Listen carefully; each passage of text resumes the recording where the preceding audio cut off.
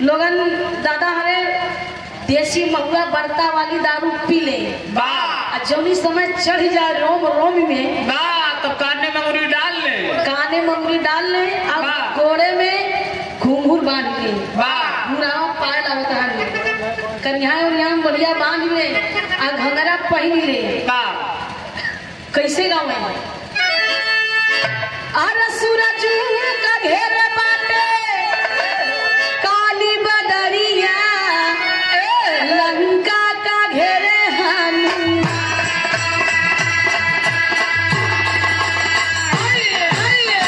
अब 16 साव सखियन के घेर ले कन्हैया अरे महंगाई दहिया बाटे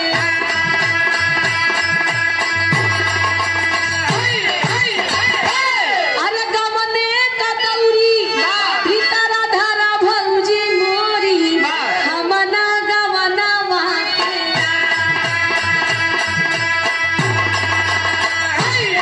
अरे सैया मोर बाटे अरे नानी के गदेला बा के कई कमैया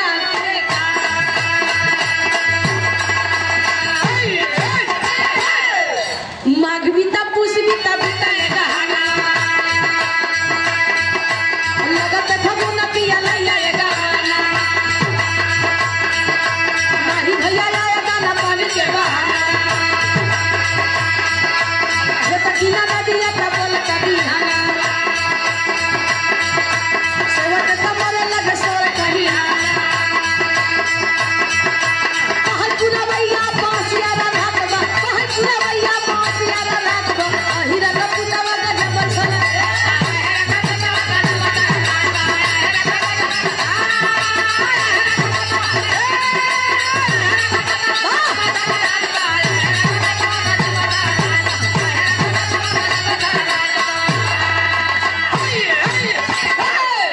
कतर कतर कौवा बोले कतर हंसी राम जी का बगिया सिया का फुलवारी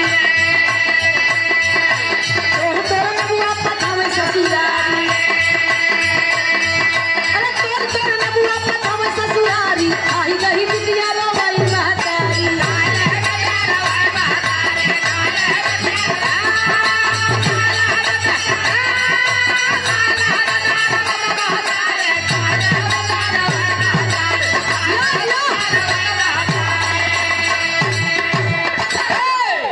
एक सेरा दूधावा सारा सेरा पानी लई गई बजरिया में महंगाई बिचार सीतावा के पात बारा दादा काटो भौजी तोरे लगिया दक्षिणा काटोना अरे ताल ताल जाना छुके रावा नहीं जाना तू ताल ताल जाना छुके रावा नहीं जाना तू आई से भतार कानी लावो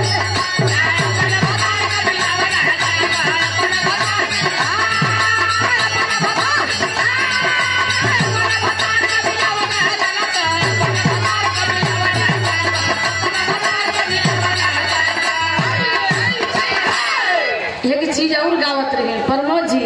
आगे आगे गाड़ी चले पीछे लगा पहिया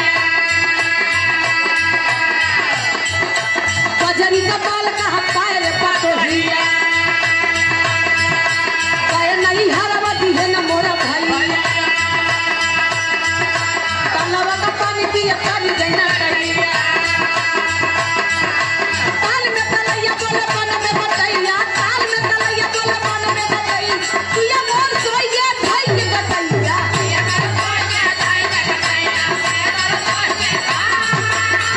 या बहादुर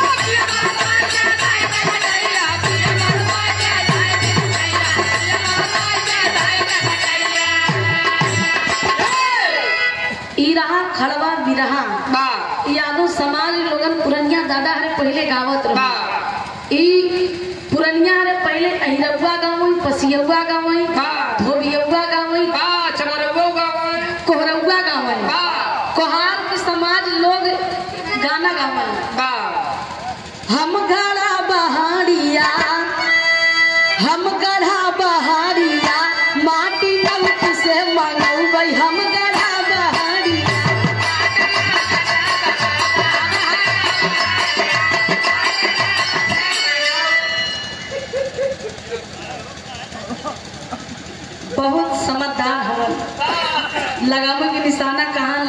के निशाना कहाँ माटी नौकी से मंगवे हम गड़ब हरिया ई कोहार लोगन गावे पासी समाज लोगन एक गाना गावत रहे कैसे गावे महादावा पियाई का चाही महादानी का तोरिया दूधावा पियाई का लाहिया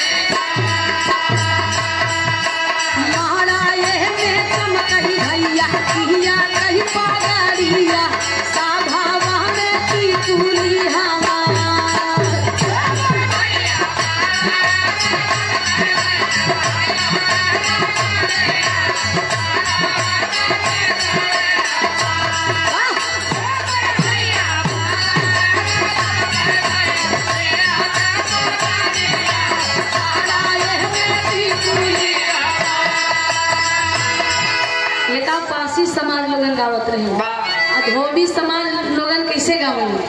जैसे अगर धोबी ससुराली गए बारात लेके तो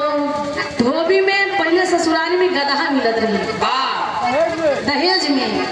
तो धोबी महाराज दहेज में गदहा पायन और वही गदहा पे तमाम लोगन का कपड़ा धोई धोई गट्ठा बांध के गदहा के ऊपर से ढोए एक दिन बेचारू दोपहरिया का मौसम रहे एकदम गर्मी का मौसम धोबी कपड़ा धोई के जितना कपड़ा सुखान रहे ओका बढ़िया से गठियाई कभी गदहा पे रख के अब अपन बेचारू दोपहरिया के बेलम चलावत रहे धोबिनिया भाई उनके बाप दहेज दी बा धोबिनिया बड़ा घमंड राम की दरद को दहेज ली है सारा काम काज तू ही कर हम कोनो काम न करो लेकिन धोबिया बेचारा दोपहरी की बेला में कपड़ा धो के चला जाए भाई एक लाठी ले रहे लाठी जब ले अपन डंडा गधा हाकत चलावत रहे दोपहरिया बेचारू मौसम रहन गरमान विसन रहे माथा विसन गरमा रहन जाए की आवाज है के ले धोबिनिया कहा लागत हमरे सैया आए हैं धोबी एक बार बड़ा प्यार से बोला ने भरेठीन कहो भरेठीन धोबिनिया बढ़िया सोलह सिंगार चौचक कई के बढ़िया पीओपी लगाए के हाँ बढ़िया से एकदम जमाई कभी बैठी रही अपन अड्डा जमाई के धोबिया दो चार फेरी बोला धोबिनिया बोली नहीं एक बार धोबी बड़ा जोर चिल्लाए पड़ा कहो भरेठीन धोबिनिया बड़ा जोर तर्राक बोल पड़ी कहा बात चिल्लाता है धोबिया कहा अरे तना दोपहरी से हम आई है गर्मी का मौसम अरे का तू 2 लोटा पानी नहीं दिया तोरे शर्म नहीं लगे कि तोहार मन से तू काम धंधा करके आवल बा तू बढ़िया सब सिंगार पटार करके बैठी है धोबिनिया कहा तुम भूल गया का बाबू हमारे दहेज में का दी है ज्यादा पियासा हो तो लेके जा चौक ले पी ले धोबिया कहा तुम्हारे तनी मजाल कहन जान लो भरेठीन ज्यादा बोलबो तो तू फट्टा मार दे धोबिया एकदम चढ़ी गई कहा सुना तू हमका मार दे फट्टा से तो सुना तोरे फट्टा के मरंगा से हम चली जा धोबिया कहा लगा मामला आगे बढ़ल बा तो धोबिया कहा अरे मार मार धोबिया तू कितना मार मरबे इतना ही बात कहते मां धोबिया 2 फट्टा 2 फट्टा जमा दिए धोबिया लगी तो है धोबिया लगी तो है धोबिया बोला था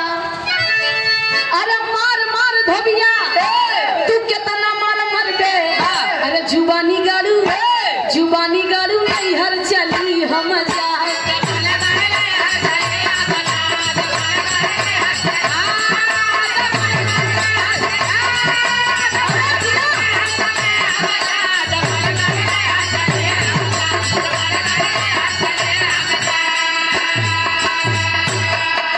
धोबिया की बात सुन के धोबिया बोल पड़ा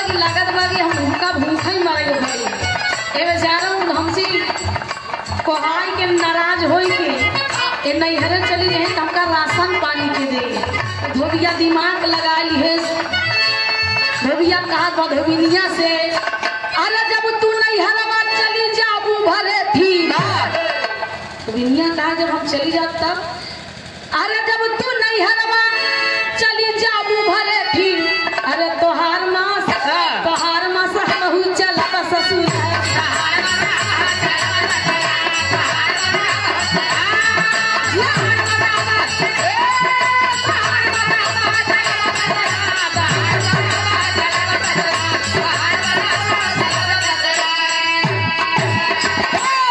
धोबिया कहा ऐसा पीछा ना छोड़ा। तू दू भट्ठा मार खैला से तू अपन ससुर छोड़ सास ससुर छोड़ के तू नैहरे अपने माई बाप के चली जाबू तो हम ऐसा तोहार पीछा ना छोड़ा। बहुत पीछे पीछे आओ। धोबिनिया कहा सुन ला अगर हमारे नैहरे आ गया जान ला तोहार गोड़ हाथ सबूत ना बची। धोबिया कहा तू हमार का कही लेबू। वह धोबिनिया एक बात कही अरे जब तू ससुरलिया चवैया भरे था तोहार मस्त बजरा के बड़ा दही कहाँ बजरा केवाड़ दही कहाँ तू भट्ठा मार तो नैहरे जाबू तू केवाड़ी बन के लेबू। सुना हमार बात अरे जब तू बजरा केवाड़ा दही लेबू भरे थी तोहार मास चेहरा सब बच्ची रहा है।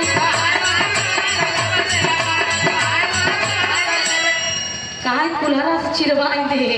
ऐसा मगर पीछा न छोड़ा। धोबिनिया कहा जब कैसे हम इनसे पीछा छोड़वाई तब कहा ये गिल्ली मऊ लगाओ थे दिमाग। तो धोबिनिया कहा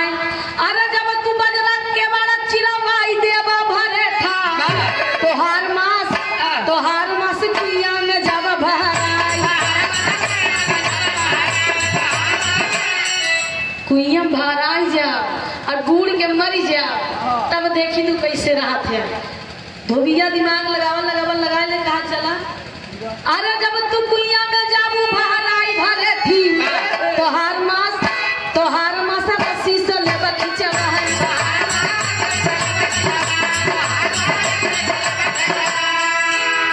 रस्सी खिंचवाई ले तब तो होगा ऐसा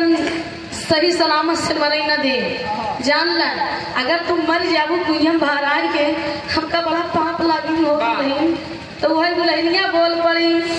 अरे जब तू रस्सी से खिंचवाई ले भरे था तोहार मास जहरा खाई मारी जा।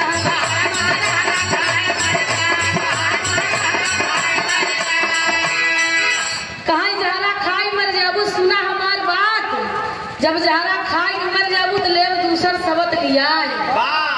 तब धोबिनिया एकदम बढ़िया ठंडाई निकले कहा इतना ले आया हो